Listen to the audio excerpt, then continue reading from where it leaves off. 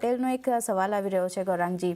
અહીંયા તેઓ સવાલ પૂછી રહ્યા છે, HDFC બેંકમાં ફ્રેશ એન્ટ્રી કરવી હોય તો અત્યારે કરાય કે નહીં પૂછી રહ્યા છે, અથવા તો બીજા કોઈ બે સ્ટોક સજેશન્સ જ્યાં ફ્રેશ એન્ટ્રી અત્યારે કરી શકાય, શું ધ્યાન રાખી રહ્યા છો?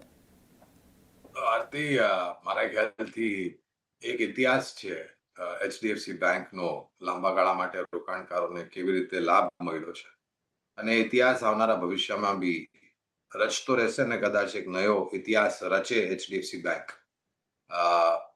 પ્રદર્શનને લઈને, પરિણામોને લઈને, એવું અમારું માનવું છે. તો કરી શકો છો તમે રોકાણ, કોઈ બેમત નથી. જો તમને થોડું ઘણું ચિંતા થતી હોય તો આ સ્તરે રોકાણ કરો અને ઘટાડે જોડતા જાઓ. પૂરેપૂરી પૂંજી અથવા તો મૂડી જે તમારી છે એક સમય પર ન લગાડો. શરૂ કરો 25-30% જેટલા બી પ્રતિશત તમને લગાડવા હોય એટલા, અને પછી ઘટાડે જોડતા જાઓ.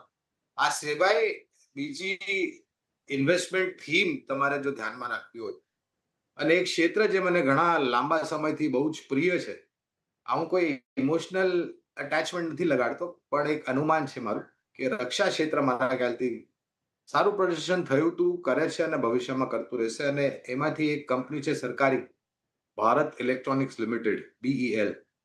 આ એક બીજો વિકલ્પ છે.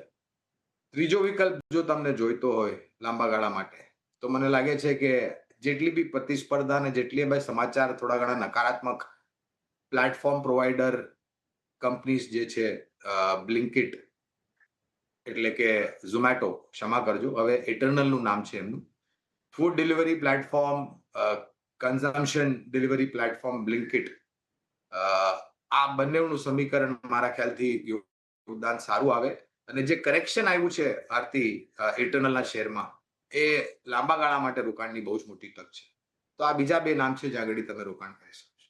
ઓકે, તો HDFC બેંક માટે તો વ્યૂ પોઝિટિવ અહીંયા બની જ રહ્યો છે, પણ બીજા બે સ્પેસ જ્યાં તમે રોકાણ કરી શકો છો, એક તો ડિફેન્સમાંથી BELનું કાઉન્ટર છે જે લોંગ ટર્મ માટે સારું લાગી રહ્યું છે, અને બીજું ઇટરનલનું કાઉન્ટર છે જ્યાં કરેક્શન આવ્યું છે, ત્યાં તમે ખરીદારી કરીને ચાલી શકો છો.